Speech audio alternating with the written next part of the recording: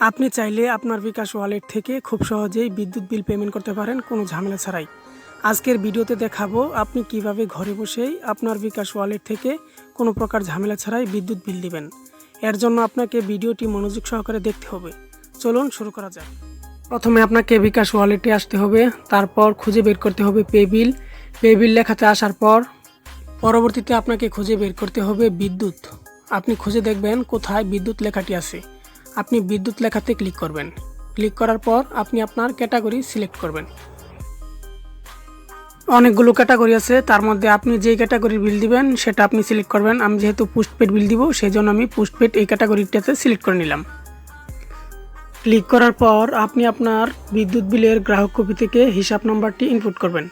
এখন আমি আমার বিদ্যুৎ বিলের গ্রাহক কপি থেকে আমার হিসাব নাম্বারটি এখানে ইনপুট করব। আপনিও আপনার হিসাব নাম্বারটি আপনার গ্রাহক কপি থেকে এখানে ইনপুট করে নেবেন। আমি এখন SMS অ্যাকাউন্ট নাম্বারের জায়গায় বিদ্যুৎ বিলের গ্রাহক কপি থেকে হিসাব নাম্বারটি এখানে ইনপুট করে দিব। আপনিও আপনার নাম্বারটি এখানে ইনপুট করবেন। হিসাব নাম্বারটি ইনপুট করার পর নেক্সটে ক্লিক করলে আপনার কত টাকা বিল এসেছে তা শো করবে।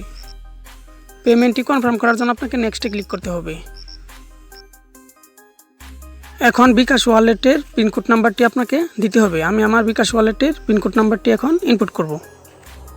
তারপর কিছুক্ষণ সময় ট্যাপ করে ধরে রাখলে আপনার বিলটি কনফার্ম হয়ে যাবে। এই মুহূর্তে আমি আমার বিলটি দিব না, তাই ফুল টাইম ট্যাপ করে ধরে রাখবো না। আজকের ভিডিওটি ছিল এই পর্যন্তই। আবার দেখা হবে নতুন কোনো ভিডিওতে। সে পর্যন্ত সবাই ভালো থাকবেন।